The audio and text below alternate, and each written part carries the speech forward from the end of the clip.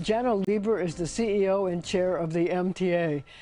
I have to talk to you about an earthquake that hit New York City on Friday, and the safety of the subways, the tunnels, and the bridges. The reason I asked the question is because I think we both know that the Ramapo fault goes through northern New Jersey, but there are 6 fault lines in Manhattan, including one that goes across 125th Street, another one that goes down the west side of Central Park and cuts across at 32nd Street. So I guess people are wondering, are the tunnels, the subway tunnels, safe? Are the actual tunnels to, New Jersey and the tunnels to Brooklyn and Queens safe? What do you think? Listen, the first thing we did, within 5 minutes after the earthquake, we were checking the Queens Midtown Tunnel, the Hugh Carey Battery Tunnel, the bridges as well, and there was literally no impacts, no discernible impacts. No, those investigations continue with engineering professionals, but I got to say, bridges and tunnels are designed for a much higher level of seismic activity than we received in this episode. So really comfortable about that. We have teams out doing inspections always of the tunnels, the subway tunnels, and that continued as well. And the operating crews were all under instructions to report any abnormalities. It was a clean sweep as far as we were concerned. But I got to ask another question, because you do plan, if you get the money, to take the Harlem line, the 2nd Avenue subway line, and take it across 125th Street, which is where the fault line is. Yeah. So will that affect how deep you dig and how you do that if you get the money to do it? It's a smart question. Listen, we're just in the early stages of investigating that. What's happening now is, which is super important, is East Harlem is finally getting a subway line. We promised, all of us New Yorkers, in the 1940s, when we started knocking down the elevated trains on 2nd and 3rd Avenue, promised East Harlem that you'd get a subway. That's finally happening now. And your point, Marcia, which is right, is the next phase after that, and that would be some years from that, might be to take that line across 125th Street from 125th and Park, where this next which is where the fault line is. Yeah, but you know what? The professionals, the geologists, the engineering professionals will absolutely study the heck out of that, and I'm not concerned that they're going to make dumb choices. If that becomes a project that we all want to do for good reasons, we're going to figure out how to do it safely. And you would make sure that the lines are fortified. Oh, yeah. So that they would be earthquake-proof, if such a thing is possible? Yeah, you don't in this day and age, you don't design a structure of that importance that's going to carry people, except to be really, really resilient to incredible seismic effects. There's not a safety issue that I'm concerned about in that. Well, the next hot topic is the marathon and the decision that the MTA originally made to charge the Roadrunners Club $750,000 to use the Verrazano Bridge, which now the governor has said, fix that mess. That's her words, not mine. Yeah. And so what are you going to do to fix the mess? Well, we're going to do what the governor asked us. Now, Kathy Hochul has been transit riders' biggest friend, and she plays on a much bigger playing field. I have 70,000 employees. We run the biggest mass transit system by a lot in the United States, and we're very proud of that. But she plays on a playing field of the whole state. So we're obviously going to follow her requests and instructions. But I just always want to recognize the staff who initiated this effort are just trying to do what I think is good government work, which just recognizing that when there's a situation where taxpayer money is being used to subsidize an organization like the Roadrunners Club that has $70 million in the bank, maybe that's something the taxpayers shouldn't be subsidizing. But the governor has to look at economic development and bigger issues. And this is an iconic event. I've run it 8 times. My daughter ran it this year. I love the New York City Marathon. And we're going to follow the governor's instructions. So does that mean that you're going to go back to charging them what they charged last year, which was $150,000? Yeah, and if they listen, there's been a good dialogue. The negotiation was far underway, and it's possible that the discussions might resume in the future. But obviously, we're going to comply with the governor's instructions on this one round and take it from there. The governor also said she wants the Roadrunners to invest in advertising on trains and subways and buses. You think that's going to come to fruition? That was a smart point. One of the parts of the discussion in the negotiation was the MTA saying to the Roadrunners, hey, if you buy advertising on the subways and buses and commuter rails, the MTA gets a slice of that as one way you could make good on this this cost disagreement. So the governor said that they should look into that, and that might be one way of dealing with it in the future. So does it actually cost the MTA $750,000 to let the roadrunners use the bridge for the half a day or whatever it takes? Yeah, I mean, listen, it's not complicated. It's just that's the revenue that on a normal Sunday, the tolls that come into the Verrazano. $750,000 in one day? On a normal day. Listen, we have more traffic than ever in New York. You know that, and I'm sure we're going to talk about congestion pricing. I just have a feeling we'll get to that. But yeah, we're 750,000.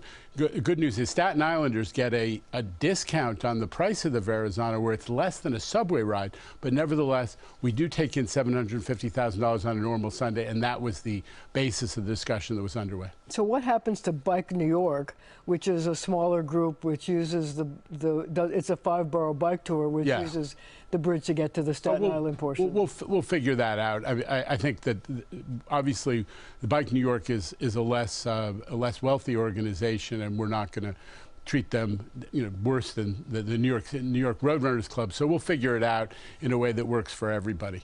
The reason I asked the question is because they said if they have to pay more money, they're going to have to cut some of their programs. One is free cycling, but the bigger problem is that they have a program that teaches the formerly incarcerated to become bike mechanics so they can get jobs with City Bike and other bike share programs, and they'd hate to see that happen.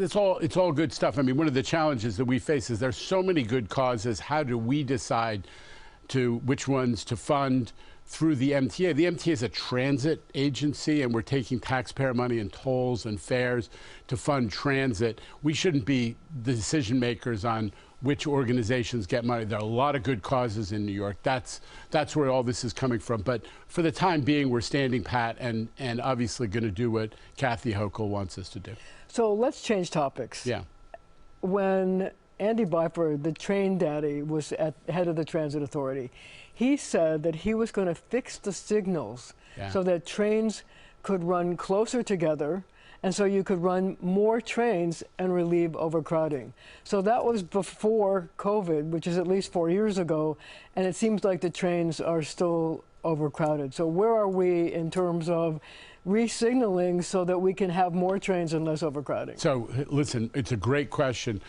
Here's what I want to tell you. Number one, the overcrowding on subway trains is way down since before COVID. We're thrilled that we have 80+% of our subway. But with congestion pricing, you're going to get more people. Now, let's talk about that in a second. But right now, here's where we are. We're roughly 80%, and we have more service than we had before COVID. That thanks to the budget that the governor engineered last year in Albany, we're actually running more service, and it's better service. We have the best service in a dozen years, so that's great. But the point that you're making, re-signaling, great point. That is a big piece of our capital program, and it's actually being funded in large part by the revenues from congestion pricing. I knew we'd get to that. So, but you asked the right question. What signals? Sounds a little exotic, but what it does is that modern signaling allows more trains to run safely closer together, and that the computer knows exactly where they are and how to slow them down.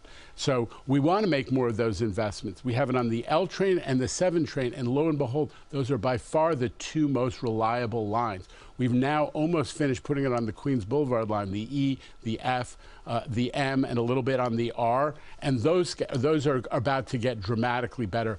The A train project, though, is getting killed by the delay in congestion pricing. One reason we got to get it going.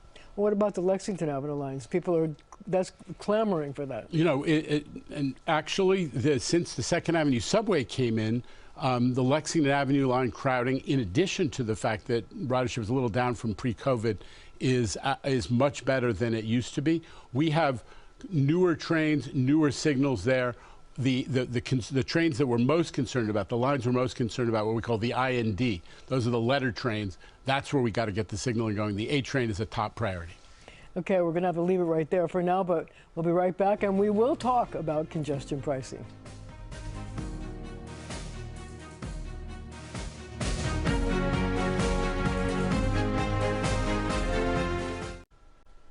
We're talking about trains with MTA boss Janno Lieber, and now the long-awaited conversation about congestion pricing. Interesting. Here's the thing. Yeah. The suit, the hearing in New Jersey, Yeah. which has the most possibility of hurting congestion pricing, is now over. The judge says he's going to rule hopefully before June. Now, the thrust of the suit was that there are communities in New Jersey that are allegedly going to suffer from pollution, and they want money to compensate the communities for whatever's going on. My reaction was sort of like, since you've made arrangements to mitigate pollution in parts of New York, why not just get rid of the suit and give them some money to mitigate the congestion concerns, if there are any, in the New Jersey communities? No, you know, you're not wrong. We always planned to do that, but the way that this process worked out is the Bronx had a concentration of what they call environmental justice communities, a lot of it around the South Bronx, where the development of the Cross Bronx Expressway, remember in the Robert Moses era, this is a community that had so much impact, negative impact from transit and air quality issues, and they were really, really concentrated. There were a lot of them. So we started to address those at an earlier stage. And what came out in the discussion earlier this week at court is, unlike New Jersey, there were people in the Bronx in the environmental justice community who are ready to work that out.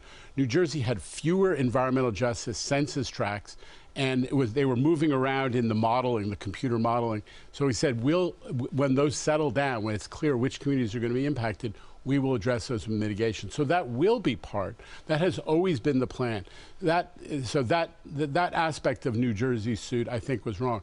The other point that I think is important to bear in mind here is the things that are being proposed for the Bronx actually benefit New Jersey. Deeper discounts for overnight, so the trucks come in and do their deliveries overnight. Those are the same trucks that come from, go through New Jersey as the ones that go through the Bronx. The whole program to invest in getting trucks throughout our region to switch from diesel to electric benefits everybody. So there were real benefits to New Jersey from the investments that were being contemplated, that were portrayed as Bronx investments. But that said, we want to work with New Jersey and get mitigation for the communities that are impacted. That's always been the plan.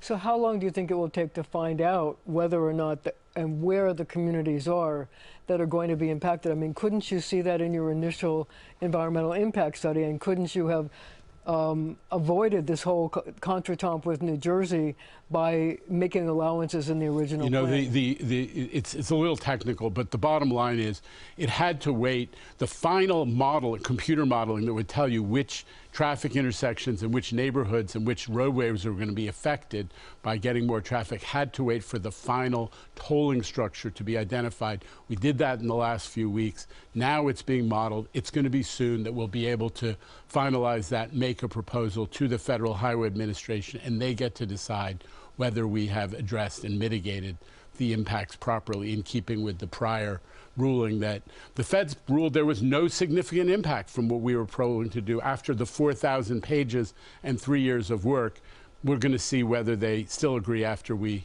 do this final analysis. So what happens if the judge comes back and says, we need to do another environmental impact study? That is a risk in any litigation, but we're confident. Listen, we followed every step that the feds told, the federal agencies who have jurisdiction here, the Federal Highway Administration, part of US DOT, and the EPA is part of that as well.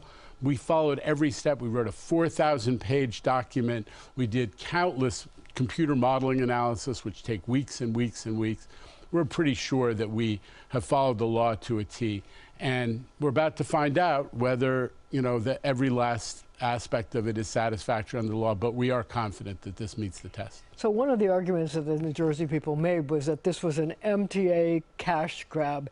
But I wonder if you think that their focus on the environmental impact is a cash grab for them and might be used to help their troubled, I should say, very troubled transit system. Listen, there's no question that New Jersey's transit system has struggled and that it hasn't received investment. One of the great things about my job is that I work for a state and a governor that is passionate about transit and prioritizes it in allocating resources. The Governor Hochul stepped up hugely. The MTA was looking at, coming out of COVID, at a $3 billion annual budget deficit. She solved it with the legislature. New Jersey, they haven't really been able to address it, and they have significant budget gaps. But as far as what New Jersey wants out of this, I'm not calling anybody a cash grab. You know what? When people say the MTA, the big bad MTA is doing a cash grab, you know what it is? It's so that we can run more service, or run service at all, buses, subways, commuter rails, and so that we can pay 70,000 middle-class New Yorkers. It's so that we can keep the system in a state of good repair, so when there's an earthquake, it doesn't fall apart suddenly. Cash grab is is an accusation that's kind of missing the point. This is all for investment in public transit. So part of this whole discussion in Albany now is that a number of lawmakers would like to see an increase in the pilot program that you did, allowing one free bus line in every borough. They'd like to see 3 free bus lines in every borough. Your thoughts about that? Listen, I've been honest with the folks in the legislature who are pushing this are friends of transit. They are pro-transit, and they're great. They've been great partners for us. I have reservations. The MTA has reservations about free bus, expanding the free bus system, because there is definitely some confusion coming out of COVID. For a long time during COVID, we weren't charging on buses because we wanted to protect the drivers, and everybody got on the back. And then fare evasion exploded on buses. $700 million. Yeah, we have what was a $200 million problem before COVID, which was too much to begin with, became a $700 million problem pretty quickly. And Marcia, you and I have talked about it. You're a bus rider. All of a sudden, people who play by the rules all over in the rest of their lives are getting on the bus and they're not paying. And the drivers, in fairness, when I was a kid, they'd say, hey, come on back, you owe me a nickel, right? In the old days. That doesn't happen anymore because drivers have gotten attacked. So we can't continue. We cannot continue confusing people about fare payment. I respect the folks who have proposed it. They are pro-transit and they're trying to help people. But so far, the free bus experiment, there is a growth in ridership, but our analysis so far, and it's still underway, is there are not a lot of new riders. There are people who are coming from other lines or other ways of getting around. I'm not sure that it's worth how much it costs to continue exploding the confusion about fare payment. The legislature said it would cost about $45 million. Do you think the $45 million could be spent other ways? Yeah, but what I want to do is, I'm in the transit business. I want to grow service. So we've expanded subway service on 11 subway lines since the budget last year, which gave us that money. I want to grow subway service, make it more frequent. I want to make sure there are more buses out on the streets, although part of the challenge with bus service is it's not how many buses you have there, it's whether the congestion is clear. We got to deal with that through congestion. And how fast they come. Exactly, how fast they come, because all of a sudden if they're backed up in traffic, they don't get where they're supposed to be in time. So there are a bunch of things going on. One of them is congestion pricing. The other is we need more bus lanes. The other is automatic camera enforcement. Cameras on the buses. You block the bus lane, you get a ticket automatically, like driving too fast through a school zone. We really have to focus on buses, not just the number of buses, but how quickly they can get around. Well, we're going to have to leave it right there for now, but our conversation continues right after the show on our streaming channel, CBS News New York.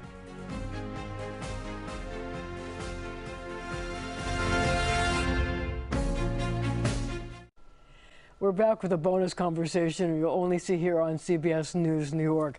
Now, I think this is your favorite part of the show because we actually go into the subway and we ask your customers what they want to ask you. So Yoni has a question about another train line. Let's listen. Hey, Mr. Lieber. Why can't we get a West Side line all the way on the west side? You know, like where the High Line used to be. Need that. So it's a cool idea. You know, way back when I was a kid in the Ed Koch administration, we actually looked at turning the High Line into a light rail line. So it's an idea that's been around for a while. I'll tell you this: when we're studying the Metro North line that comes down on the west on the Hudson River, we're actually studying the idea of having that go over Spuyten Duyvil into Manhattan and coming down the west side, just like the Amtrak train goes up the west side. So we're studying that as a potential future project. That would have potentially a stop at 125th Street and it would go right into Penn. So that might answer your questioner's idea. It's a good idea. Okay, well, John wants to know what's being done to make people pay their fares. Amen. I don't know what to do about the turnstile jumping is pretty obvious all the time. It's upsetting. Why is it taking so long to come up with a solution for this? I mean, I've been riding the subways for 50 years. It's a really good point. It is really disheartening for people who play by the rules and pay their fare and swipe or tap or whatever, not to, to see people walking in the exit gate. The exit gate has become the super highway of fare evasion. Got to do something about that. Here's what we're doing. We put gate guards. We're paying people to stay there and block the gate. And in the stations where we've done it, it's actually gained money. That is to say, we're getting more revenues because people aren't walking through the fare gate. We've worked on the turnstiles to make sure it's really hard to backhock all those ways that people get around the turnstiles, putting in fins so people can't vault over the turnstiles. This stuff is having a marginal effect, but the biggest thing we got to do is stop it so people don't use the exit gate, as I say, as a super highway of fare evasion. We actually went to the New York State Fire Code authorities saying, can we close the gate? Can we put a delay on it? They're letting us put a delay on it. And so far, in the places we're experimenting with it, it will actually reduce fare evasion. It's a big problem. The long run is we got to spend billions of dollars to change to a much more protective turnstile type design that's going to cost money and time. But in the meantime, we've got to stop it. Finally, what we're getting out of the NYPD is twice as many fare evasion summonses, and that's got to be part of the story as well. But when I've actually been in the subway and watching people, what I see is that a lot of times those exit gates are being used by mothers with baby carriages or people with suitcases that are going someplace. And I think the point is maybe to train them that they need to pay the fare and then open the exit gate. You're right. And in many of our exit gates, we now have a swipe or tap system so people actually can go there. They don't have to pay at the turnstile and then walk over to the exit gate. So we need an exit gate system that can't be used improperly for people to pop open so folks can fare evade, but can be used in the way you're saying for a person with a stroller or packages or luggage. Bicycle. Bicycle, luggage. We're getting tourists coming in and out of the system. They need to be able to move with luggage. Listen, we got to do something about it. This is demoralizing to riders. It's not just a matter of money. This is a fundamental kind of New York fairness. We share this thing. We're all ending up going to be higher fares for everybody. When I hear about this the most, it's from people of limited means who pay the fare and they're frustrated that somebody else is cheating. That's what I hear from. Next question. Silvana and Bruno say the system is filthy. I would ask them to clean up the subway from all the bums, the drug addicts. It really is a big concern. I have 2 young children. I don't take them on the subway anymore. At my local station at 103rd Street, the downtown platform is used as a bedroom by drug addicts, basically. How we can make this subway of ours much, much cleaner. Yeah, I mean, listen, I think we're all a similar mind. We've gotten much higher ratings. I'll just say this, I don't disagree with any of your commenters, but we have gotten in the last 6 or 9 months much higher ratings from our riders, and we survey hundreds of thousands of them on subway cleanliness. So I think we're making progress. We have these mobile wash teams that go around and do 30 stations a night. It's based in the Brooklyn waterfront. Rich Davey actually visited them this week. We do a lot of that. We have been much more, honestly, part of what your commenter was talking about is the presence of homeless and especially mentally ill homeless. And it's no secret, with Governor Hochul's support, we are actually getting teams of people out there who are just focusing on the folks with the most serious mental illness who may need to be brought indoors involuntarily even, with the support of cops, so that the clinicians who are doing this feel safe and they can actually reach out to people who may be suffering from severe mental illness. We need those people to come indoors. With fewer of those folks, I believe we can make the system feel safer and cleaner. Okay, next question from Joshua from Washington Heights. He wants your opinion. what's his personal favorite train line? I'm an A train type of guy, you know what I'm saying? I'm not a fan of the L train. The D train is cool. You wanna know why the D train is cool? It's the only train that still goes express really late at night. And I live in Washington Heights, so I'll be coming from downtown or whatever. I gotta get on the D train because I know if it's 2 or 3 a.m., it's still going 59th to 125th. Oh, reliable. Well, there you go. What's your favorite train? Josh is the man. Josh has got opinions, and I love it. Listen, I'm a Q train rider. You know, it's something great about the Q train that you know you go from Brooklyn and you're quickly in Manhattan and you hit you had Union Square, Times Square, and then you're on you cut across, back across, and you're able to go up to 96th Street. There's something I love about going east and west, north and south really fast on the Q train. It's my home line. Shout out to Beverly Road on the Q train. Was that always your favorite train? No, I grew up not far from the studio we're sitting in, Marcia. You know that. So I was a West Side IRT, a 1, 2, 3 kid. Used the system my whole childhood. But now I'm a Brooklyn guy. I've been there for 25 years, and the Q train's where it's at. Never a bus man? I took the bus to school. It was my first transit experience, and used to change buses. You know, the bus drivers were people I looked up to a lot, and I still do. Janno Lieber, thank you for joining me.